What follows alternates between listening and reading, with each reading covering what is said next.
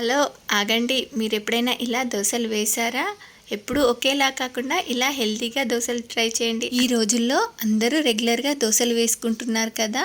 మరి ఈ దోశ పిండిలో ఇద్దరికి సరిపడా దోశ పిండిలో మరో ఇద్దరికి సరిపడా జొన్న పిండిని ఇలా ఒక 2 టేబుల్ స్పూన్ల జొన్న పిండిని యాడ్ చేసుకొని ఇలా బాగా మిక్స్ చేసి దీనిలో కొన్ని వాటర్ని యాడ్ చేసుకుంటూ ఇలా మీకు టేస్ట్కి సరిపడా సాల్ట్ని యాడ్ చేసుకొని ఇలా బాగా మిక్స్ చేసి ఓ 10-15 నిమిషాలు అలా మూతబెట్టి పక్కన పెట్టేసుకోండి.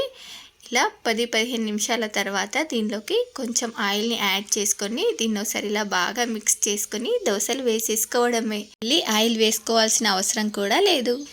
ఇలా చాలా హెల్తీగా చాలా ఈజీగా అప్పటికప్పుడు మనం జొన్న పిండితో దోశలు వేసేసుకోవచ్చు. జొన్న పిండితో రొట్టెలు చేయడం రాని వాళ్ళు చాలా ఇబ్బంది పడుతూ ఉంటారు కదా. ఇలా ఈజీగా జొన్న పిండితో దోశలు వేసేసుకోండి. మరి మీలో ఎంతమంది ఇలా దోశలు వేస్తారో కామెంట్ చేయండి. మరి మీకు ఈ రెసిపీ కనుక నచ్చినట్లయితే మానస రెసిపీస్ ఛానల్ని సబ్స్క్రైబ్ చేసి దాని పక్కనే ఉన్న బెల్ సింబల్ని క్లిక్ చేయండి. Thank you for watching my video.